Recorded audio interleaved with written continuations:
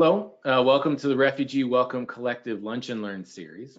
In these sessions, we aim to bring interesting and timely information to you, supporters of refugees. Whether you're a volunteer, community sponsor, resettlement agency staff, a local advocate, or just someone who's interested in learning more, we hope that you enjoy today's session, special considerations, and preparation for ending a lease. Refugee Welcome Collective collaborates with partners to provide in-depth training programs, weekly learning sessions, resources, and on-demand technical assistance for sponsors, practitioners at resettlement agencies, refugees paired with sponsors, community and institutional partners, and others to support quality community sponsorship programs across the United States. Go ahead to the housekeeping slide, please. As a reminder for everyone joining the call today, there's a control panel in your upper right-hand corner that will allow you to submit questions through the questions box. Please use the questions box as opposed to the chat. There will be ample time at the end of the webinar for Q&A. Everyone on today's webinar is automatically muted. However, if you have any tech issues, please raise your hand through the control panel or submit a question in the questions box so we can assist you. Additionally, the presentation, any resources, and a recording will be sent to everyone following today's webinar. And this brings us to our presenter for today. Please go to the next slide. Thank you. Lynette Pearl, Senior Associate of Housing for Refugee Housing Solutions.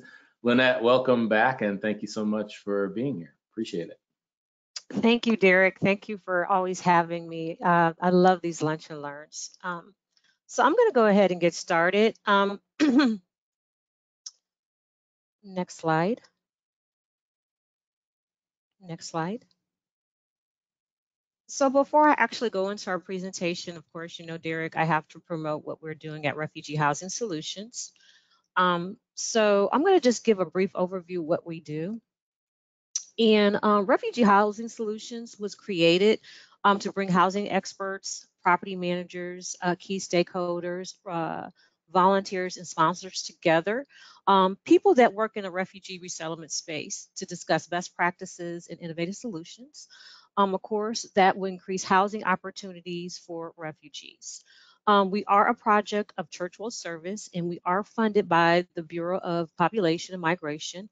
And with this funding, we can provide resources and trainings such as this and one-on-one technical support to the now there's 10 resettlement agencies, and there are 280 affiliates throughout the United States. Again, as we mentioned, we not only just provide service to landlords and property managers, but also to sponsors and volunteers, the population that you serve. And we realize since collaboration and partnerships are vital to addressing this housing crisis in the United States, we also initiated a national working housing group and a regional community of practice. So our national working group meet once a month, and our regional community of practice meets every other 2 months. So if any of your volunteers or sponsors are interested in that, they can go to our website to see our next upcoming dates and meetings. Next slide.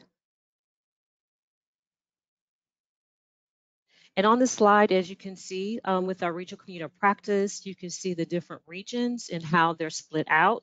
So again, if you're a volunteer and you're a sponsor and you're interested in joining that regional community of practice, you could go to our website and see what region you're at, and you can see when the next meeting is available. Next slide. And here's our website. This is just a snapshot of our website. And next slide, please, Grace. And as I stated earlier, we do provide technical assistance, one-on-one technical assistance. It is very easy to book a session with us. Next slide. And this is just a few topics that we do talk about during our TA sessions. However, if there's a topic that's not covered under the subject matter, we are opening to that. We only ask that you give us advance notice of what you want to talk about to make sure we have the proper resources in preparation for your TA session. Next slide. And this is just a snapshot of our booking. As you can see, booking a session with us is very easy. Our TA sessions are held every Mondays and Wednesdays on different time zones, and there are 30-minute increments. However, if you need additional time, you can submit that request in the TA. Next slide. And here are some upcoming trainings we have. If you missed how to weatherize your apartment or home throughout the year with Lunch and Learn, you can catch a live training with us. That's March 23rd. And then we have how to properly screen a potential landlord and housing provider, and that's March 27th. Next slide. So let's go ahead and get into our presentation. Doing an orderly move out. Can you back that up a little bit?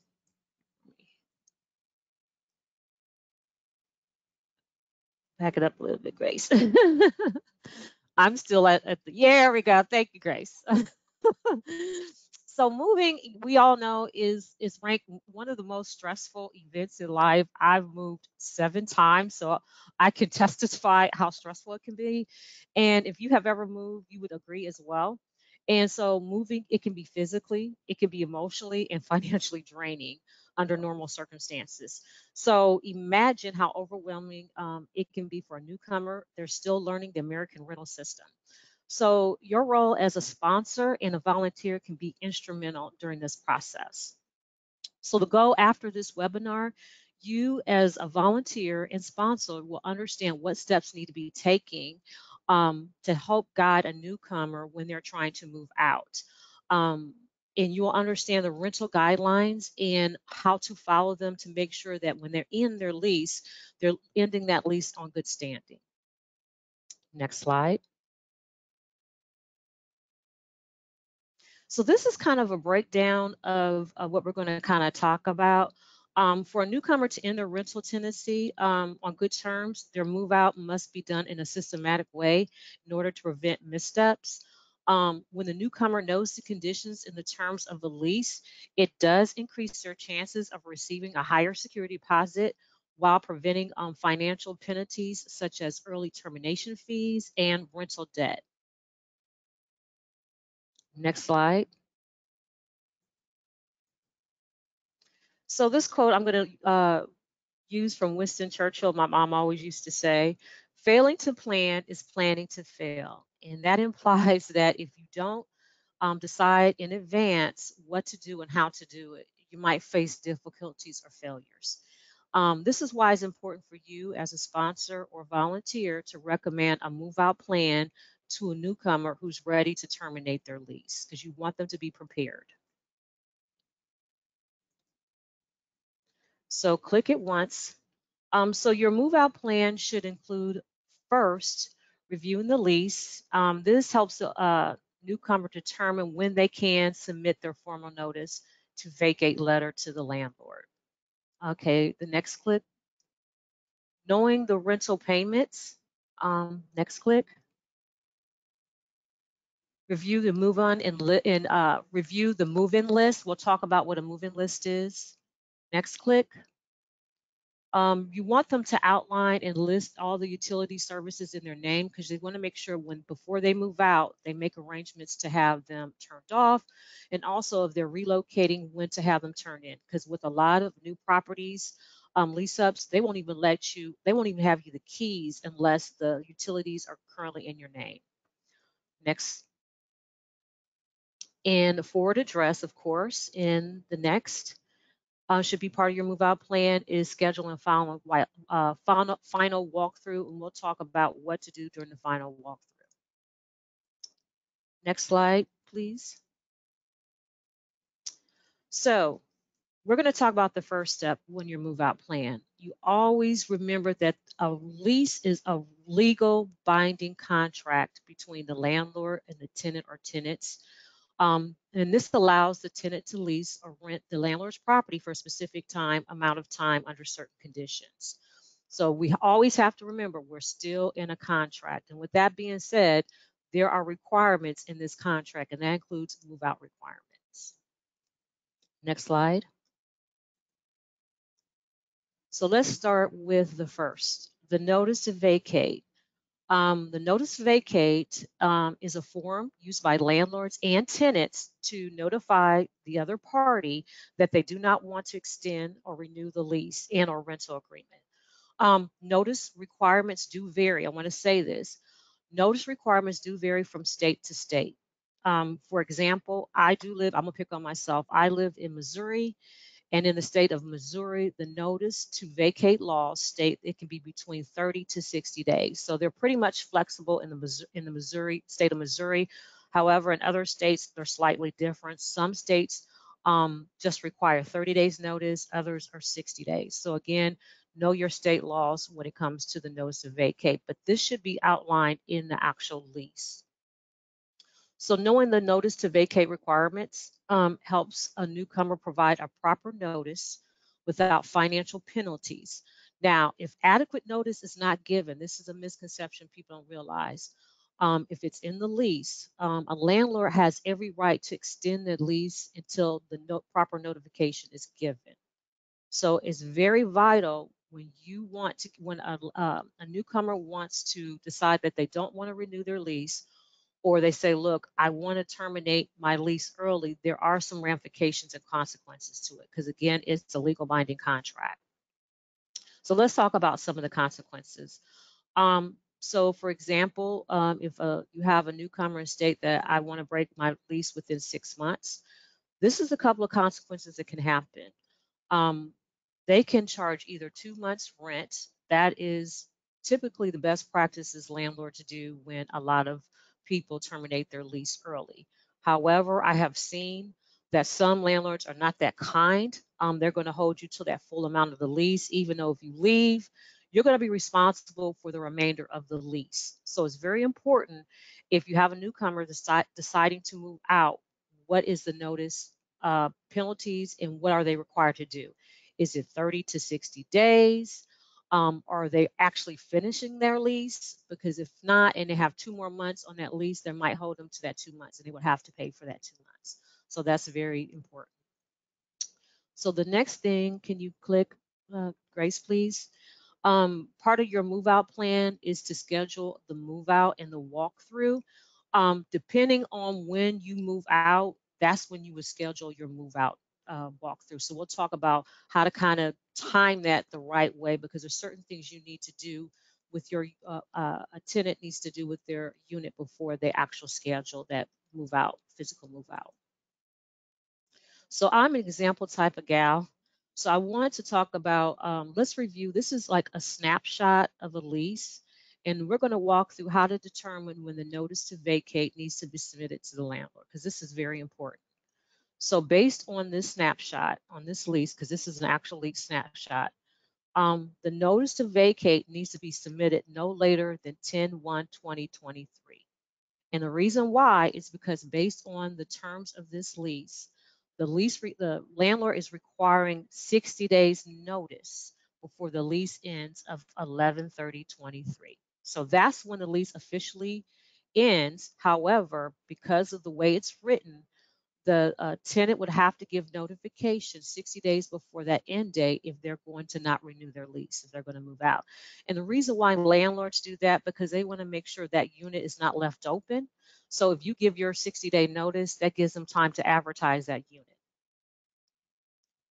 So now, again, we're going to do another example. Now, for example, if the tenant wants to move out before the 11/30 day ends, they still are required to give the landlord 60-day notice and required to pay that early termination and subletting fee. So I'm going to use Miss I Need a Home. So Miss I Need a Home intends to move out May 1st, so she's going to move out before her lease ends. With that date, she would need to still submit her notice to vacate on March 2nd. So that's still giving her landlord the 60-day notice because, again, based on the terms of this lease, you always have to give 60-day notice regardless if you're at the end of it or you want to terminate it early. So hopefully this snapshot explains how to give a notice and when to give it. Next. And here is just an example of what notice to vacate looks like. Now, again, it varies with the landlord. Some landlords require you to fill out their notice to vacate form, or some will say, well, can you submit a letter? So if you're working with a newcomer and they decide that I do not want to renew my lease, they need to check with their landlord to see how to submit the notice to vacate. Do they actually have a form, or are they supposed to do it in writing? Now, it's very important because once it's submitted, that date will determine when the move out will happen. And that's when you can start that process of your move in plan, your move out plan about when to schedule a walkthrough and what other tasks need to be done before vacating that unit. Next slide. The next thing during the move out plan is know your rental payments. Like, what does that mean? Because a newcomer does not have a rental and credit history in the United States, it's possible that that landlord will require them to pay first month's rent, last month rent, and a security deposit, and that's not illegal, especially if you have no credit history or no rental history. And so I wanted to speak about this because if they're required to do last month's rent in advance, and they need to be aware that it's slightly different. That's not part of the security deposit. Last month rent and security deposits are different, even if the amounts are still the same. Okay, so remember the security deposit covers any damages to the apartment. The last month rent they paid during the lease signing because they didn't have that credit history. That means that they do not owe a final payment at the end of the lease term. And it's very important that they know rental payments because I've seen a lot of landlords overcharge at the end of the move out, especially if they collected that last month's rent in the beginning. And some of tenants think, well, that's part of the security deposit, and it's not. So you need to make sure when you're doing that plan, go back and look at your lease and say, okay, what did the newcomer pay? Or did they pay first month's and last month's in a security deposit? If so, when they are ready to vacate, they they don't owe additional amount of money when it comes to the rent because the last month rent has already been paid. Next slide. So we're going to talk about to review the move-in list. Next slide, Grace. So can you click? So you're probably asking, what is a move-in checklist? And we're talking about moving out. So we're talking about moving in, but we're actually talking about moving out. But this is a very vital checklist, the move-in checklist. This is a form that the tenant and the landlord use during the initial walkthrough before renting the unit. This is the time that as a tenant, you're supposed to document if something is wrong with that unit before you physically move in. It documents the condition and the contents of the rental property before the tenant moves in. That's what the landlord uses it for. That's how they gauge the damages when they do the move out.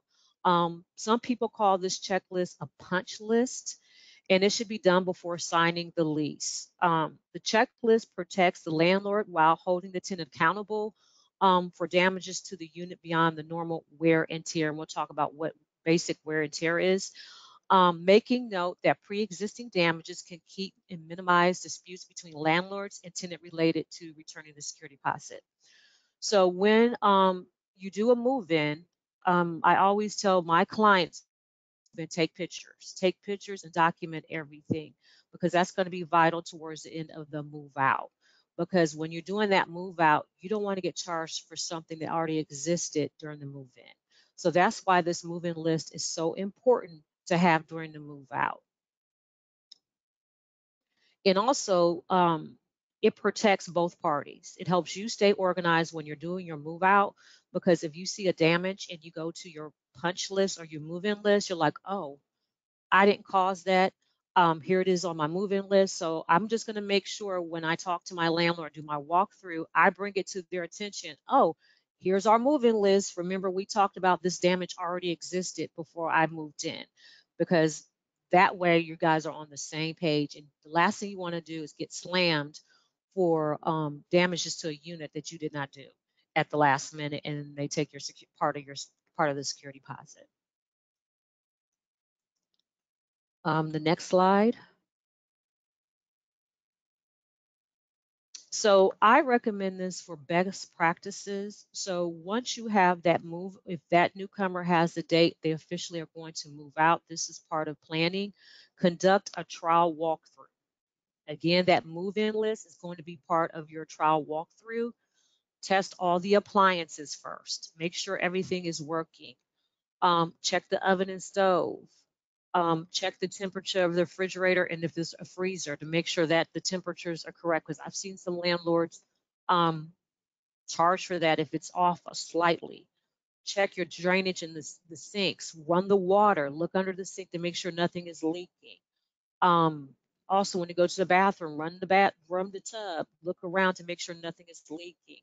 Flush the toilet. Make sure that the toilet is not leaking. Nudge on the toilet. Push it a little bit to make sure it's still stable. Check everything in that unit. And the reason why I say do a trial walkthrough 30 days before the move out, this is so vital because once you detect there is some issues, you need to put in those submit your work orders before doing the notice to vacate. Okay, because if you put in those work orders after you did the notice to vacate, somehow the landlord is going to contribute you did the damage. So you got to be strategic when you're doing your walkthrough. That's why I say do a 30-day trial walkthrough before submitting the notice to vacate. Because if you have it documented that you submit the work orders, that those issues were there and they do not correct them, and the minute you do your walkthrough and it's not corrected, you can say, well, wait a minute, I did a maintenance order on that, and because you did not fix it, that's not my responsibility. Now, it's different if it's damage versus it's basic wear and tear. Okay. There are going to be basic wear maintenance things. And of course, if you have if it's a good landlord, they should be doing regular maintenance on that unit regardless. But if you don't, it's best to do this trial walkthrough and know what's wrong with everything and then put in those work orders before you put in the notice to vacate. So that's being strategic. So we're just going to go into the basic wear and tear, okay? Um, uh, with security deposits, it's important for a tenant to understand this. With the normal wear and tear, it's before moving out in order to make sure they're not charged during the move out inspection. And here are some things we're going to go over. So this is just the generic definition of wear and tear. And again, that definition, it does vary from state to state.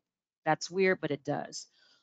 So the generic definition of wear and tear are repairs that need to be made just because someone has lived in the unit. Now, there's different between wear and tear and damage. So check your state and local definition. It breaks down what wear and tear is in your state. I know that's weird, but it does. So check that. So we're going to go over some examples of basic wear and tear. Modifications to the unit approved by a reasonable accommodation is considered a basic wear and tear. Now, for example, if you have a newcomer or a newcomer who has a disability and they need grab bars in the bathroom to be able to get in and out of the bathroom, and they put in a reasonable accommodation, and the landlord has to do certain adjustments to the unit for that accommodation to be placed, they cannot charge for the grab bars because it's a reasonable accommodation. But also they cannot say, well, I'm going to charge you to remove it for the next tenant. They cannot do that. That's part of the basic wear and tear, and they're protected under the reasonable accommodation request. Allowing certain colors in a unit. I know that's weird, but again, that would be considered a reasonable accommodation. I know some people have seizures, and there's certain colors that has to be in. Certain colors can trigger a seizure. And if you have a newcomer that experience, this is just an example, experience that, that would be considered a reasonable accommodation. So a landlord could not charge them towards the end to say, well, I want to paint the unit back to the original state it was. No, they cannot, because again, if they have gotten a reasonable accommodation, that's part they're protected of that reasonable accommodation. Nail holes in the wall, like basic nail holes for pictures. We're not talking about holes in the wall. We're talking about basic nails in the wall.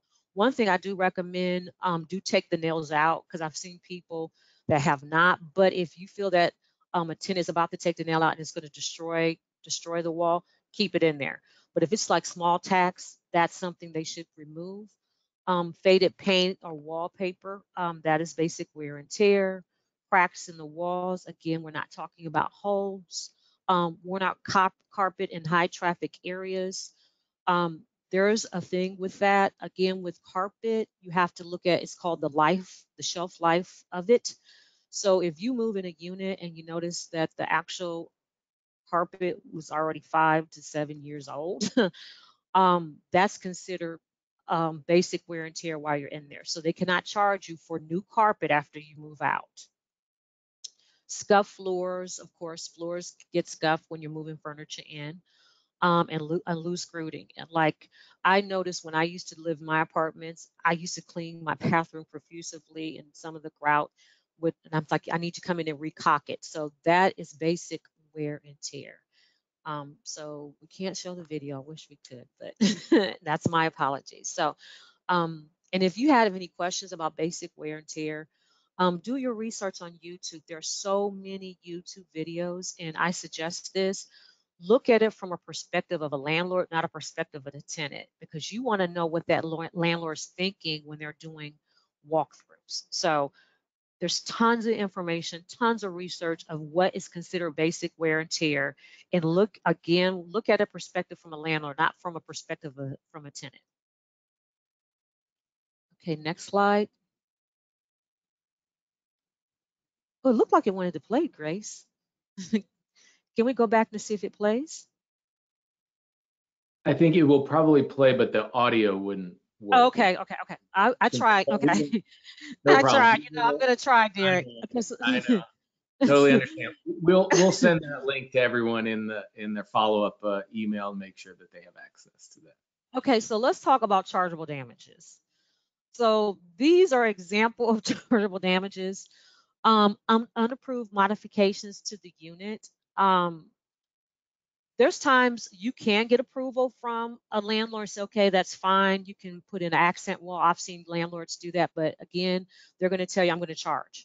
So you can sometimes be charged for approved and unapproved modifications to the unit, especially if it's something radical and you got it approved. So just FYI. Another thing is unclean units. You just still, again, the goal is to bring that unit to the cleanliness as when it returned it back to when you moved in originally. Of course, it's not going to be a commercial clean, but you have to make an effort to clean that unit. Stains and damage to the carpet. Again, we're not talking about basic wear and tear from high traffic areas. Like for example, as you can see, there's a iron burnt in the carpet. Now that is chargeable, as you can see. Holes in the walls and doors, as you can see to the far right, that is chargeable. Missing doors and or cabinets. Again, I have examples. Those are chargeable things. Now I'm gonna back this up. For example, if you moved in and there's doors missing in the beginning, you need to document that because you don't want them to come back and charge you for that. Broken windows and or damage to blinds. Blinds are pretty cheap. I recommend if you do damage your blinds, and you can't go to like Walmart to buy the blinds and they match, do that because they're going to charge you arm and leg for blinds if they have to replace them. Furniture needs to be disposed of as well. I've seen people leave mattresses because they're too heavy. Um, Usually, I've seen people, landlords charge them $100 to $200 for disposable. Mattresses, leaving couches, you will get charged for that because again, a maintenance person has to move it, and then on top of that, they have to dispose of it properly. You just can't throw it. And that's another thing I want to talk about, how you do remove some of your furniture. You got to be careful with that too. Um, some properties do charge you if you dispose it improperly on their property. So you might have to rent a van to get that prop. If there's a couch you don't want, you want to dispose of, or a mattress, you might have to call around and find a place that's willing to take it instead of you leaving it by the garbage disposal. They'll know it's you, and guess what? They're going to charge you for that, for improper disposal of furniture. Can you click? So this is important. So the next step you should have in your plan is when you're going to cancel and move your services, especially if the newcomer is moving to another unit, because you don't want them to go into another unit without the services. And I'm telling you, they won't be able to lease up in a new unit or a new apartment unless services is already scheduled to be in their name.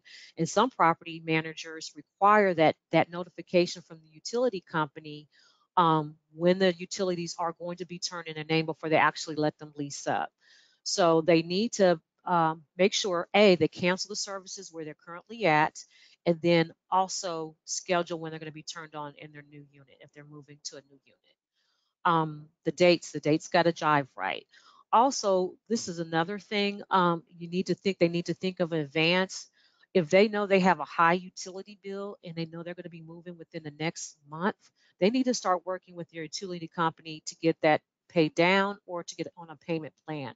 Because a lot of utility companies will not transfer services unless um, the account is up to date or there is an active payment plan. So that's why these are things they should be thinking of 30 days before moving out if they have an outstanding balance. And if they have an outstanding balance, they don't have the money. Well, guess what? They need to be looking for some assistance to get that balance down because they're not going to be able to transfer their services.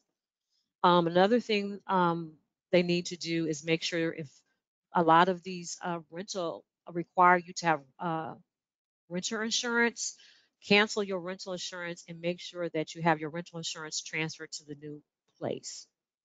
And of course, change the address and for the new address, and then schedule the final walkthrough.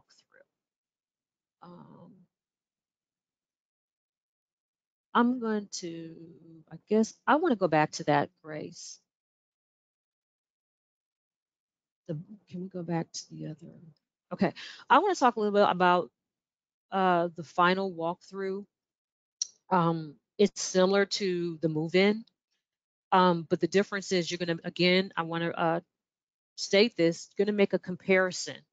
You want to make sure that you have your check-in, your move-in checklist, what was documented when you moved in, your punch list, and then when that final walkthrough, the comparison, because that's going to gauge what type of damage had been done during the tendency of the rental tendency. And that can help gauge what's going to be taken out of the deposit. And that's the time for an actual newcomer to dispute anything during that final walkthrough. Because the last thing you want to do is get a surprise when you're thinking you're going to get some of your security deposit back and you get nothing back, or you actually get a negative, you get an actual bill, because that has happened. Because there's been so much damage to a unit and the security deposit does not cover it, then you actually get the difference of the damage. And that follows you in your next rental lease up because they will document that. And also, if you're going into another lease, say if there's some time before you actually lease up, um, and they document that, um, your new landlord will see those type of things that, wait, you still have rental debt with this other landlord and you also have damage debt. So that's one thing you want to make sure you clarify before you walk away, because the last thing you want to do, think you're good to go with your landlord.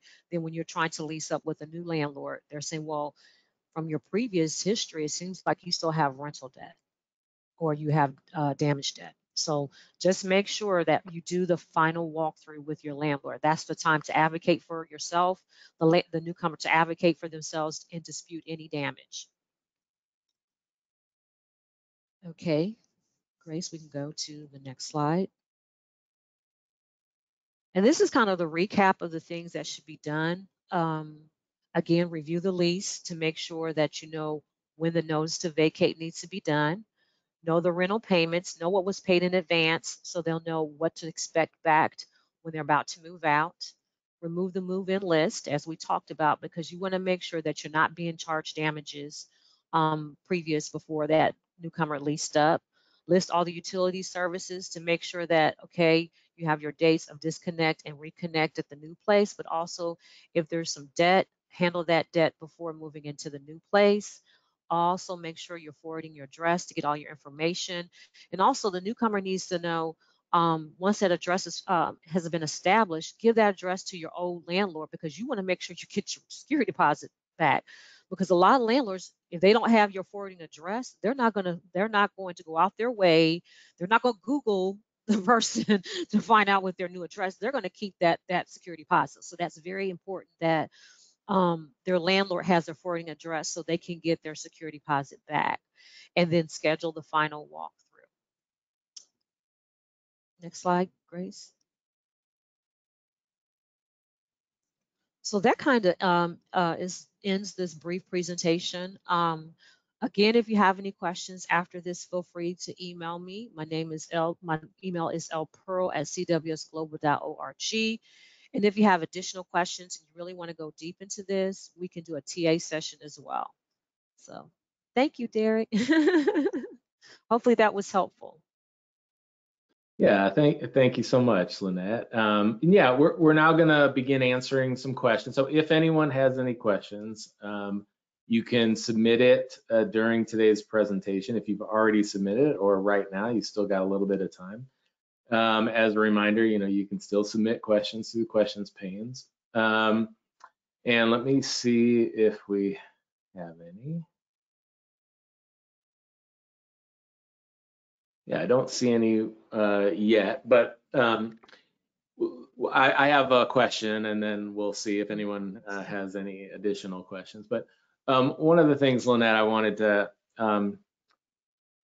ask you about is if you could sort of summarize,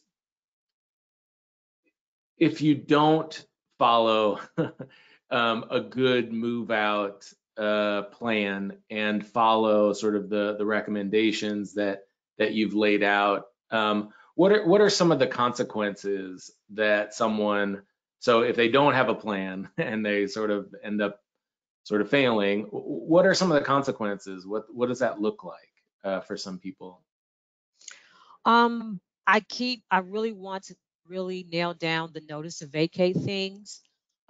Because if they don't give that proper notice based on that lease, that's considered a lease violation, a violation of the lease contract. Again, a lease is a legal contract, and that could be a financial burden on the tenant if they don't do that. Because I've seen people who just picked up and left, didn't give proper notification to the landlord. And guess what?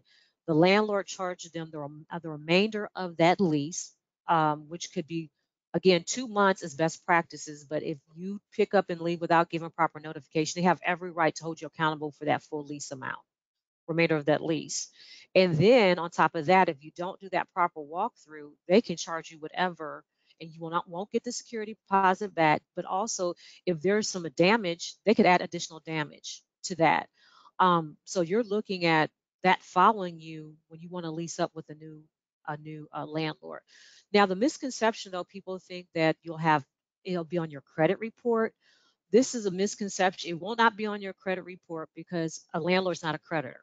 A lot of people don't know that. But what happens is when you do try to lease up, there is a system that landlords do run you through where your old landlord can report all that to the new landlord, your rental history. So you will have a bad rental history, and it not might be reflective of really what happened.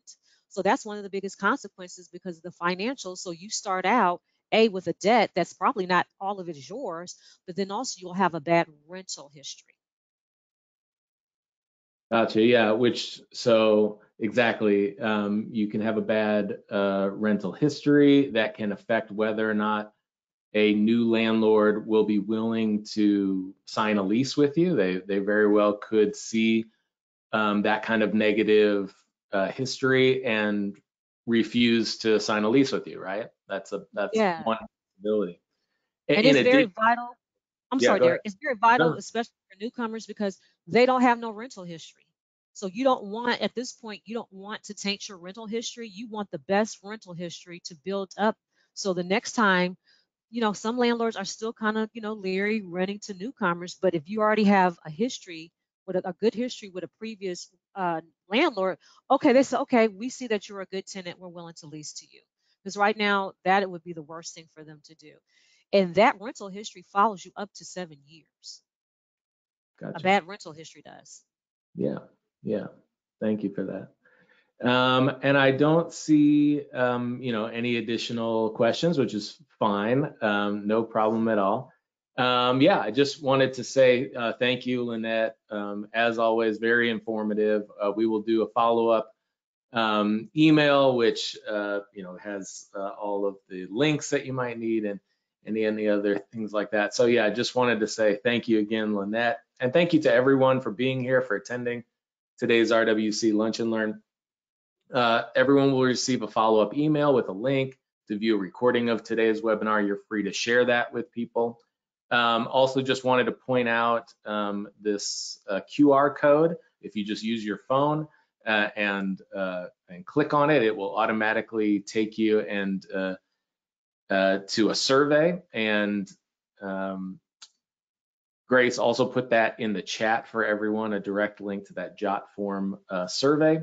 And that just is a way for you all to give us at the Refugee Welcome Collective in these Lunch and Learn series some feedback about the topics and the presenters and what you have enjoyed, what's been particularly of interest to you, and what other potential topics or speakers you might be interested in the future. It's really helpful for us for planning this. So just wanted to say on behalf of Refugee Welcome Collective, thank you for joining us, and I hope you have a great rest of your day.